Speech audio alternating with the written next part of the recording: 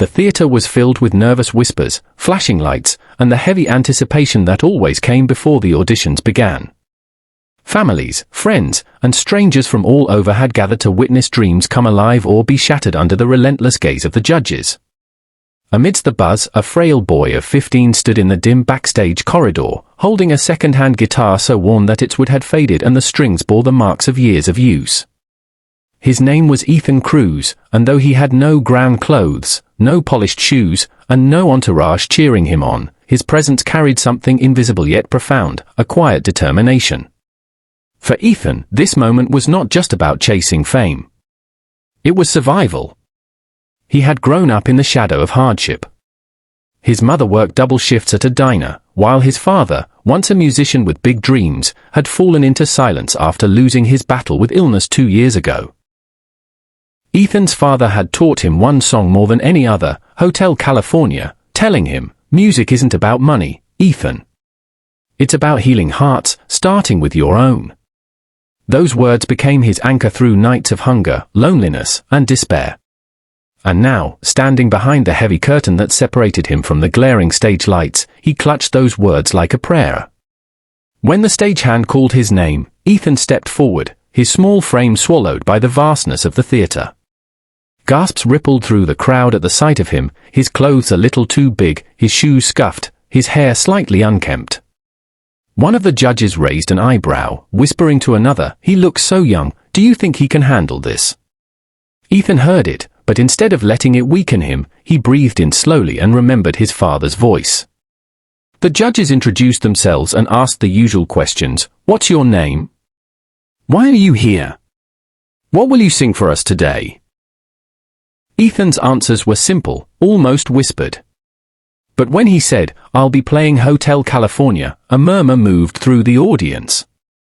Some smiled knowingly. It was an iconic song, timeless, yet daunting for any performer. To attempt it meant risking comparison to legends. The music began, not from a band or backing track, but from his fragile guitar. The first strum was shaky, the second a little stronger, and by the third, the theater was completely still. Ethan's voice, soft at first, unfolded into something raw, haunting, and pure. It wasn't perfect, he missed a note here and there, but it was real, carrying the weight of every sleepless night, every tear shed in silence, every moment he had felt invisible to the world. His voice carried both pain and hope, weaving them together until the song was no longer just a cover, but a testimony. The audience leaned forward unconsciously, drawn in as though Ethan was not merely singing but speaking directly to their hearts. Midway through the performance, an older woman in the front row began to cry, clasping her hands as if in prayer.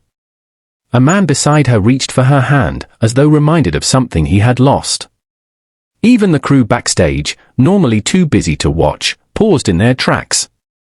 But the most unexpected moment came when Ethan closed his eyes and added a verse that wasn't part of the original song, a quiet improvisation, almost a conversation with his father beyond the grave. "I still hear your voice in the night, guiding me through when nothing feels right. On this lonely road, I'm not alone. Your song is my shelter, your love is my home." The judges, seasoned and often skeptical, sat frozen. One of them, known for being the harshest critic, found her eyes welling with tears against her will. She had seen hundreds of performers come and go, but there was something about this boy, his courage, his honesty, that stripped away the layers of performance and reminded everyone of why music mattered. By the final chorus, the entire theater was on its feet, swaying, clapping, and some even singing along. Ethan, still with his eyes closed, strummed the last chord and let the silence that followed hang in the air like a sacred pause. When he finally opened his eyes, he looked as though he had given a part of his soul to the stage. The crowd erupted into thunderous applause, but Ethan only stood there, wide-eyed and trembling, as though unsure if he had truly been heard. Then it happened. One of the judges, his hand shaking, reached forward without a second thought and slammed the golden buzzer. In an instant, golden confetti rained down from the ceiling, sparkling like 1,000 tiny suns. Ethan dropped his guitar in shock, his mouth falling open as tears spilled down his cheeks. The audience roared louder, rising to their feet in unison, chanting his name. The judges rushed to the stage, breaking protocol, wrapping him in an embrace. The harshest judge whispered in his ear, "You reminded me why I fell in love with music." "Thank you." Another judge, wiping her eyes, added, "You didn't just perform a song, you gave us your heart. And that's something the world needs right now." Ethan collapsed to his knees, overcome. For a boy who had known nothing but scarcity, grief, and quiet resilience, this was not merely a victory, it was proof that the world still had space for voices like his, voices born in struggle but destined to inspire. His mother, watching from the audience, pressed her trembling hands to her lips. She had pawned her wedding ring just to afford the bus tickets to bring him here. And now, as she watched her son bathed in golden light, she realized it had all been worth it. The story of Ethan's audition spread like wildfire across the world. Clips of his performance flooded social media, with captions like "This boy's voice healed my soul" and "The song we didn't know we needed." Messages poured in from strangers across the globe, soldiers saying it reminded them of home, parents saying it gave them strength, lonely souls saying it made them feel seen. But for Ethan, the greatest gift wasn't fame. It was the moment, after all the chaos died down, when he sat with his mother backstage. She held his face in her hands and whispered, "Your father would be so proud."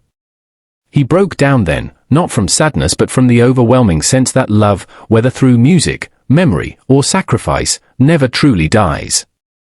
And that night, as he strummed his guitar alone in their small hotel room, he realized something profound: the golden buzzer wasn't just an achievement. It was a symbol. A symbol that even in the darkest seasons of life, when hope seems unreachable, a single act of courage can light the way. Not just for oneself, but for the world. The world remembered Ethan not as just another contestant, but as a boy who walked onto a stage with nothing but a worn guitar and walked off having given millions a reason to believe again. And from that moment forward, Ethan vowed that every song he sang would not be for fame or fortune, but for the people out there who needed hope the most, because he knew, better than anyone, what it felt like to need saving.